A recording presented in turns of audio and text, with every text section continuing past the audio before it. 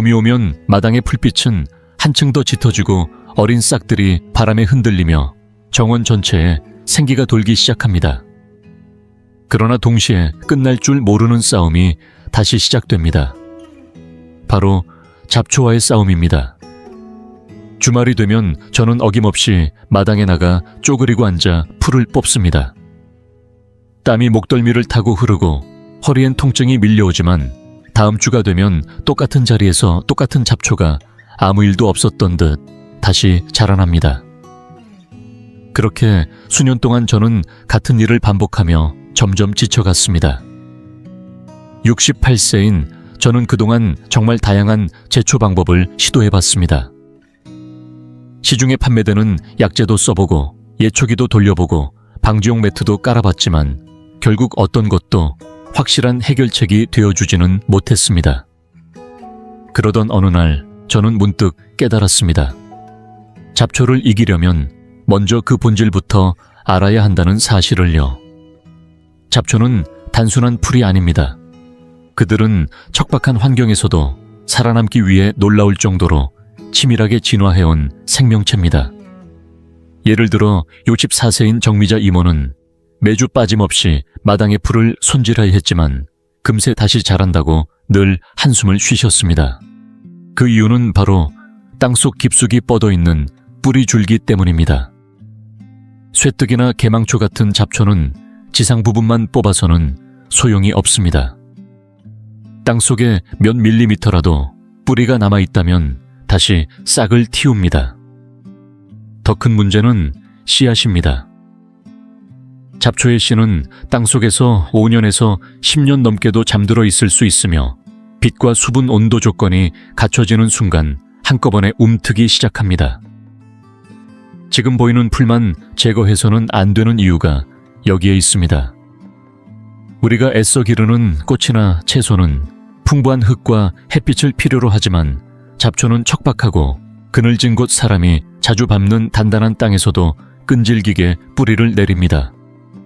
그야말로 생존에 최적화된 풀의 정예병들입니다.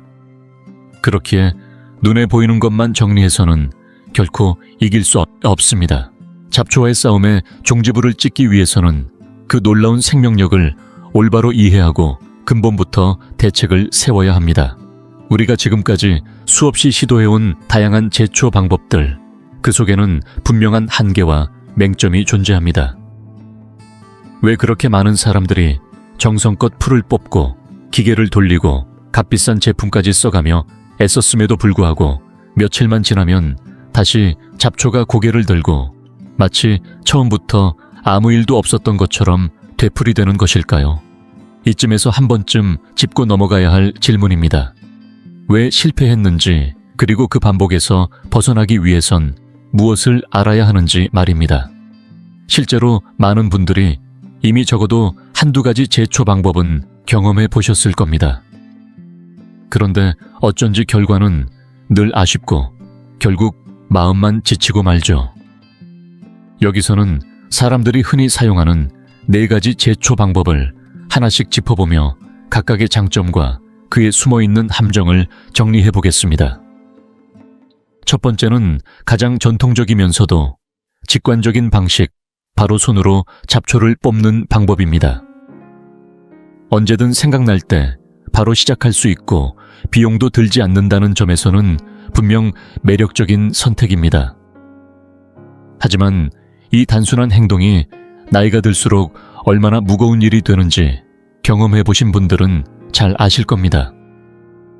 앉았다 일어났다를 반복하며 쪼그려 앉아 풀을 뽑는 일은 허리와 무릎에 큰 부담이 되고 이미 관절 통증을 앓고 있는 분들에겐 사실상 불가능에 가까운 노동이기도 합니다.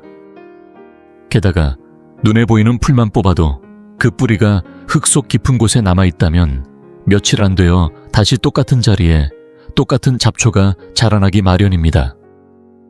더욱이 땅을 파헤치며 뽑다 보면 오히려 땅속에 잠들어 있던 잡초 씨앗이 자극을 받아 새로운 싹을 틔우게 되는 경우도 있습니다. 결국 잡초 제거가 아니라 잡초 촉진이 될 수도 있다는 뜻이죠. 두 번째 방법은 제초기를 사용하는 방식입니다. 비교적 넓은 면적의 잡초를 짧은 시간 안에 깔끔하게 정리할 수 있다는 점에서 효율적으로 보일 수도 있습니다. 그러나 실제로는 땅 위로 드러난 줄기나 잎만 잘라내는데 그칠 뿐 흙 아래에 깊게 박혀있는 뿌리에는 아무런 영향을 주지 못합니다. 그래서 보기엔 잠깐 깨끗해졌어도 며칠 지나면 다시 그 자리에서 잡초가 무섭게 자라나며 결국 또다시 기계를 들고 마당을 돌게 되는 악순환이 반복됩니다. 세 번째는 시중에서 판매되는 제초제를 사용하는 방법입니다. 효과 면에서는 단연 강력하고 비교적 짧은 시간 안에 넓은 범위의 잡초를 말라 죽게 만들 수 있습니다. 하지만 그 안에 포함된 화학 성분은 생각보다 훨씬 더 강하며 우리 몸과 환경에 미칠 수 있는 영향 또한 무시할 수 없습니다. 특히 어린아이들이나 반려동물이 있는 가정에서는 더더욱 주의가 필요합니다. 뿐만 아니라 제초제가 흙이나 빗물에 섞여 잔류하게 되면 그 지역의 토양 생태계나 식물 뿌리에까지 악영향을 줄 수 있어 장기적으로 볼 때 안전성과는 거리가 멉니다. 저는 이 편리함이 과연 그만한 위험을 감수할 만큼의 가치가 있는지 점점 의문이 들기 시작했습니다. 마지막 네 번째는 잡초 방지용 방수포나 방초 시트를 설치하는 방법입니다. 한번 깔아두면 일정 기간 동안 잡초의 발생을 억제할 수 있다는 점에서 장기적인 대비책처럼 보이기도 합니다. 하지만 실상은 그리 간단하지 않습니다. 먼저 초기 설치 비용이 적지 않고 넓은 면적에 시트를 설치하려면 시간과 노동도 상당히 듭니다. 그리고 시트 사이의 틈새나 연결 부위 또는 바람에 실려온 흙이 시트 위에 쌓이게 되면 그 위에서 또다시 잡초가 자라기 시작합니다. 몇 년이 지나면 시트 자체가 자외선과 비바람에 노출되어 갈라지고 부식되며 보기에도 좋지 않게 변합니다. 결국 관리하지 않으면 시트 역시 또 하나의 골칫거리가 되는 셈입니다.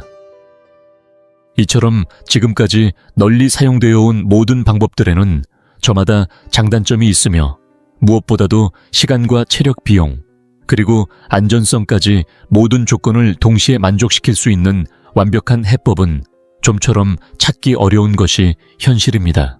그렇기에 더더욱 우리는 이제 다른 방식의 접근이 필요합니다. 단지 반복적인 수고가 아닌 진짜 삶을 바꾸는 실질적인 해결을 말이죠.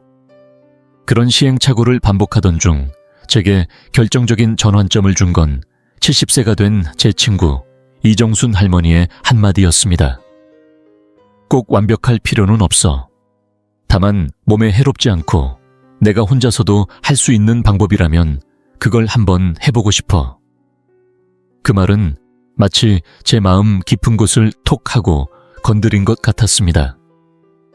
그렇게 저는 지금껏 시도하지 않았던 한 가지 방법으로 발걸음을 옮기게 되었고, 결국 오랜 고민 끝에 도달한 해답이 바로 오늘 소개드릴 천연 제초액입니다.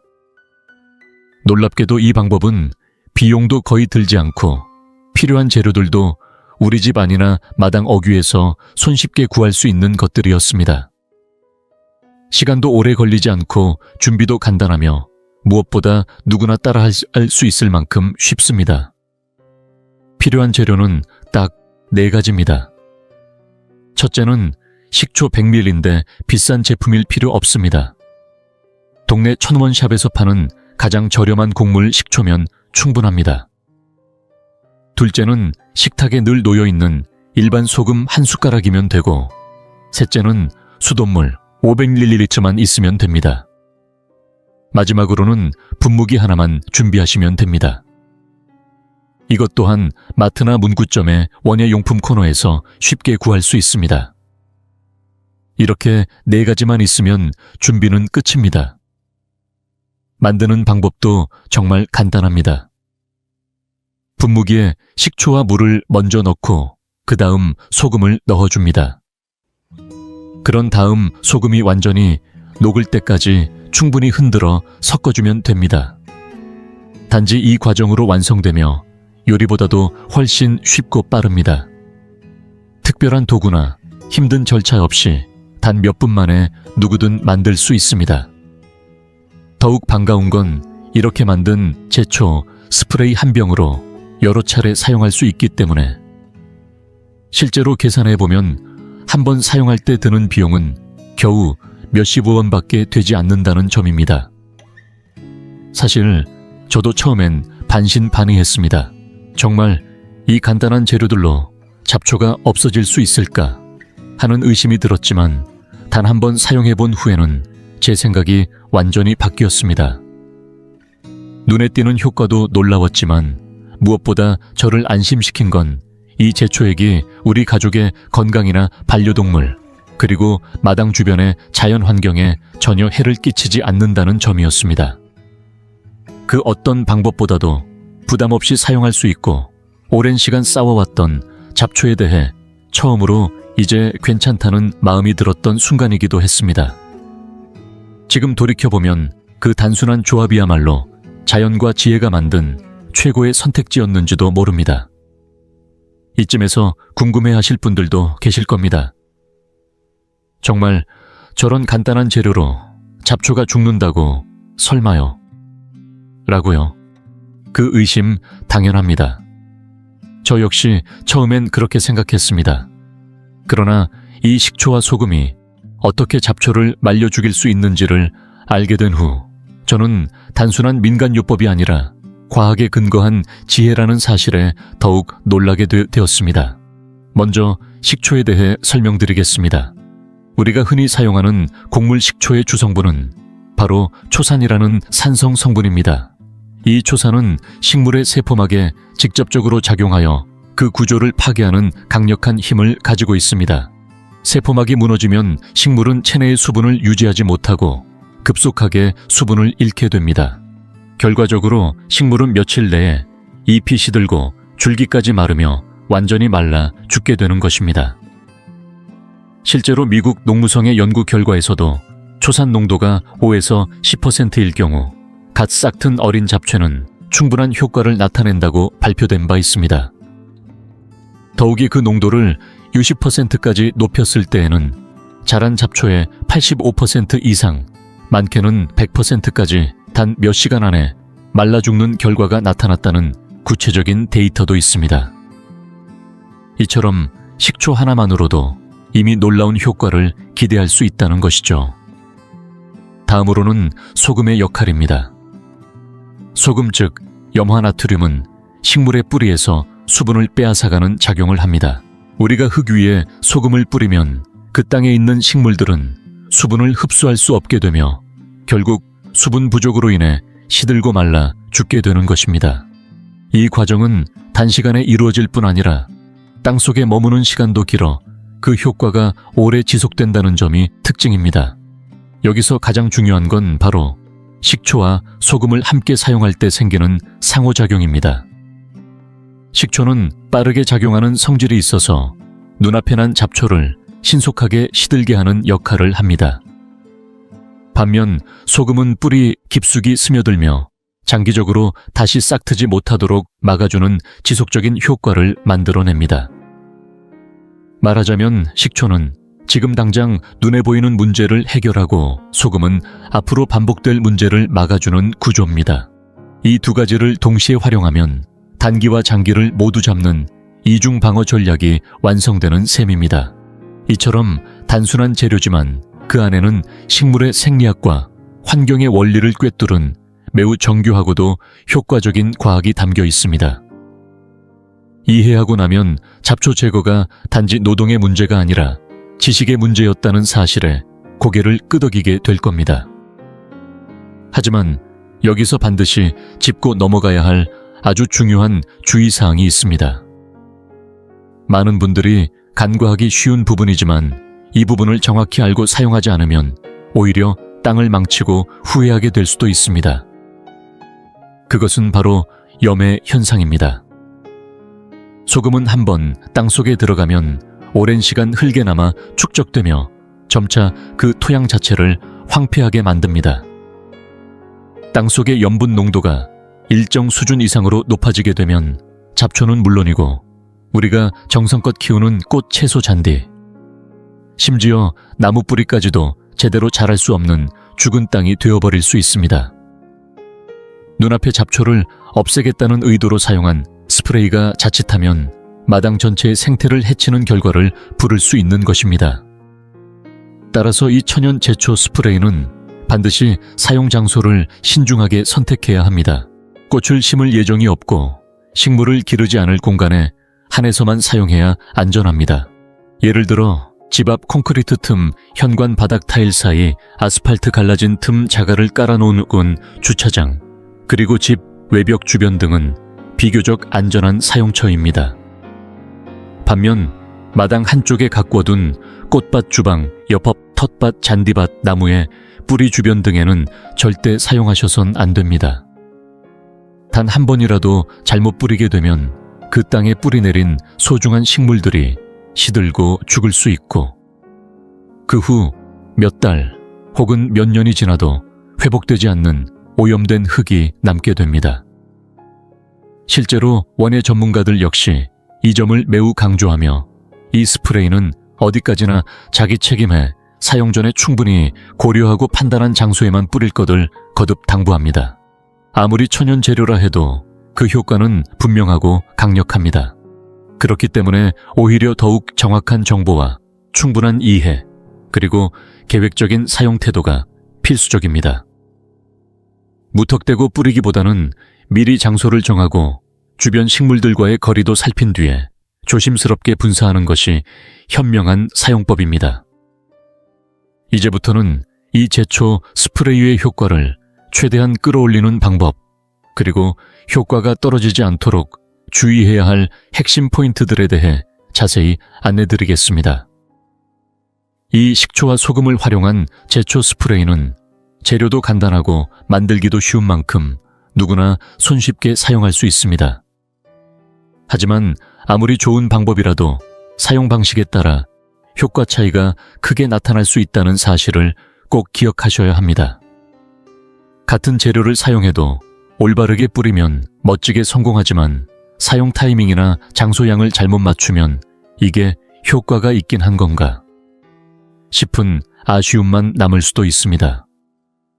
그래서 지금부터는 실수를 줄이고 만족도 높은 결과를 얻기 위해 반드시 알아야 할 팁들을 하나하나 알려드리겠습니다.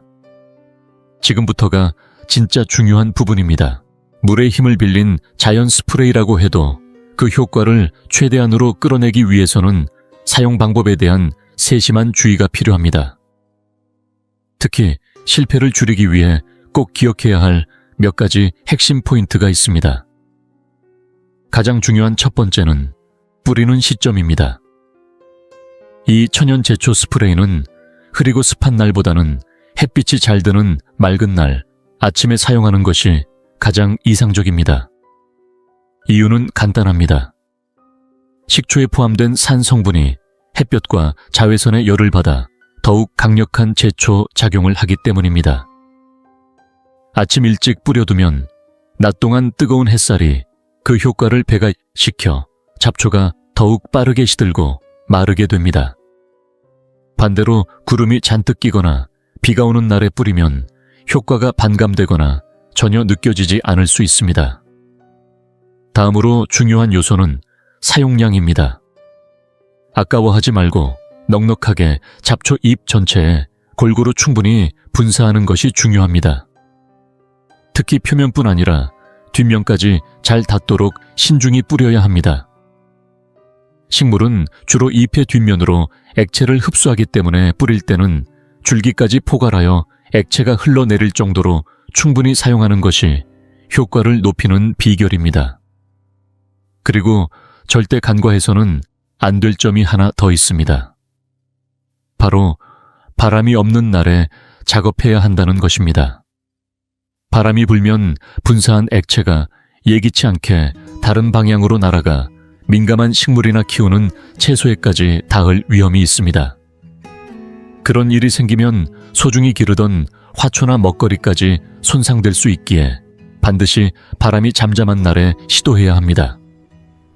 이 사용법을 충실히 따른 결과에 대해 서울 은평구에 사는 제 친구 박미숙 씨 66살은 이렇게 말했습니다. 해가 쨍쨍한 아침에 온 정성을 다해 스프레이를 뿌려봤더니 이틀 만에 잡초가 완전히 시들었어요. 그 후 일주일이 지나도 새싹이 전혀 올라오지 않더라고요. 방법만 잘 지키면 결과는 정말 눈에 띄게 달라집니다. 이처럼 자연을 활용한 방법이라 해도 정확한 타이밍과 올바른 사용법이 뒷받침되어야만 진짜 힘을 발휘할 수 있습니다. 물 한 방울 허투루 보지 않는다는 말이 있습니다. 잡초를 없애는 데에도 이 말은 그대로 통합니다. 지금부터는 지금까지 소개한 천연제초 스프레이의 효과를 한층 더 높이는 방법과 애초에 잡초가 자라기 어려운 환경을 만드는 장기적인 지혜까지 함께 나누려 합니다. 먼저 작은 한 방울로 큰 차이를 만드는 요령입니다. 바로 식초와 소금으로 만든 스프레이에 주방용 중성세제를 아주 소량 딱 한 방울만 추가해보는 것입니다. 세제에 포함된 계면활성제는 액체가 잎이 표면에 더 잘 달라붙도록 돕습니다. 보통은 물이 흘러내리기 쉬운 잎도 이 한 방울 덕분에 스프레이가 훨씬 오래 머물게 되어 식초의 산 성분이 잎의 세포를 깊숙이 파고들 수 있게 됩니다. 효과가 눈에 띄게 높아지는 이유가 여기에 있습니다. 특히 서울 성북구에 사는 정미숙 할머니는 세제를 넣기 전엔 그냥 물 같았는데 넣고 뿌리니 잡초가 제대로 숨을 못 쉬더라고요 라고 하셨습니다. 이런 방식은 단순해 보여도 실제로는 세포막을 무너뜨리는 과학적 원리에 근거한 것이기에 신뢰할 만합니다. 다음으로는 조금 더 고집 센 잡초들을 상대로 쓸 수 있는 비법입니다. 잎이 길고 줄기가 단단한 잡초, 특히 뿌리가 깊은 종류는 그냥 뿌리는 것만으로는 효과가 떨어질 수 있습니다. 이럴 땐 스프레이를 뿌리기 전에 발로 살짝 밟아주거나 잎이나 줄기에 얕게 상처를 내보세요. 상처난 부분으로 스프레이 성분이 훨씬 빠르게 흡수되며 뿌리 깊숙이까지 퍼져나가 제초 효과가 배가 됩니다. 단 이런 강한 잡초는 한 번만으로는 잘 죽지 않기 때문에 2-3일 간격으로 반복해주는 것이 핵심입니다. 그러나 이 모든 과정은 어디까지나 응급처치에 불과합니다. 진짜 중요한 건 애초에 잡초가 자라지 않도록 하는 환경 만들기입니다. 그러려면 2가지 방법을 추천드립니다. 첫 번째는 땅을 식물로 덮는 전략입니다. 잡초가 자랄 틈조차 주지 않는다는 개념입니다. 예를 들어 제주 돌담 근처에서 흔히 볼 수 있는 자주색 타임 혹은 봄철 산책길을 물들이는 분홍빛 잔디꽃 같은 지피식물을 심는 것입니다. 이런 식물들은 햇빛을 가려서 잡초 씨앗이 발아할 조건을 없애주는 동시에 땅의 수분도 잘 유지시켜주어 일석이조의 효과를 줍니다. 두 번째는 우드칩 멀칭입니다. 나무 껍질이나 잘게 자른 우드칩을 흙 위에 두툼하게 덮어주는 것인데 보기에도 자연스럽고 따뜻한 느낌을 줄 뿐만 아니라 잡초의 새싹이 빛을 받지 못하게 막아줍니다. 이 방법은 특히 서울 근교의 전원주택이나 작은 텃밭을 가꿀 때 매우 효과적입니다. 추가로 아주 작은 면적이라면 뜨거운 물을 활용하는 방법도 있습니다. 갓 끓인 물을 잡초 위에 조심스럽게 부으면 세포가 즉각적으로 파괴되어 빠르게 말라 죽습니다. 이 방법은 약재를 쓰지 않기 때문에 아이들이나 반려동물이 뛰어노는 공간에도 안심하고 사용할 수 있습니다. 이처럼 천연제초 스프레이는 단기적인 해결책으로 충분히 효과적이지만 거기에 장기적인 환경관리까지 더해진다면 잡초 없는 편안한 마당을 오랫동안 유지할 수 있습니다. 돈도 많이 들지 않고 몸도 크게 고생하지 않으며 무엇보다 안전하고 자연 친화적인 방법이니 이보다 더 좋은 대안은 없다고 생각합니다. 물론 아무리 좋은 방법이라도 어디에 어떻게 쓰느냐가 가장 중요합니다. 이 제초 스프레이는 어디까지나 식물을 키울 계획이 없는 공간에만 사용해야 합니다. 텃밭이나 꽃밭 혹은 씨앗을 뿌릴 예정인 땅에 잘못 사용했다가는 원하는 식물까지 죽을 수 있으니 반드시 주의해야 합니다. 사용법과 범위를 명확히 알고 신중하게 쓰면 이 스프레이는 더없이 든든한 조력자가 되어줄 것입니다. 반대로 무심코 쓰면 나중에 후회하게 될 수도 있다는 점 꼭 기억해 두세요. 저는 지금도 가끔 주말이면 정원에 앉아 손으로 풀을 뽑던 그 시절을 떠올리곤 합니다. 허리를 삐끗해가며 아무리 뽑아도 다시 돋아나는 잡초에 지쳐있던 그때는 몸도 마음도 점점 무거워졌습니다. 하지만 지금은 다릅니다. 어느덧 68이 된 저는 이제 정원에 나설 때마다 마음이 고요해집니다. 더 이상 잡초에 신경 쓰지 않아도 되니까요. 덕분에 생긴 여유로운 시간은 손주와 웃으며 놀거나 따뜻한 차 한 잔과 함께 정원을 바라보며 보내는 고즈넉한 시간으로 바뀌었습니다. 한때 아무리 해도 소용없다고 느꼈던 그 공간이 이제는 제 마음을 쉬게 해주는 쉼터가 된 것입니다. 만약 당신도 과거의 저처럼 잡초와의 끝없는 싸움에 지쳐 있다면 이번 방법을 꼭 한번 시도해 보시길 바랍니다. 그리고 그 결과를 당신만의 말로 누군가에게 전해보세요. 이 채널에서는 앞으로도 과학적 근거와 일상의 지혜를 바탕으로 삶을 한층 더 편안하고 풍요롭게 만드는 다양한 방법들을 소개해드릴 예정입니다. 오늘 영상이 조금이라도 도움이 되었다면 좋아요와 채널 구독을 눌러주시면 앞으로의 활동에 큰 힘이 됩니다. 끝까지 함께해 주셔서 진심으로 감사드리며 다음 영상에서도 꼭 다시 만나 뵐 수 있기를 고대하겠습니다.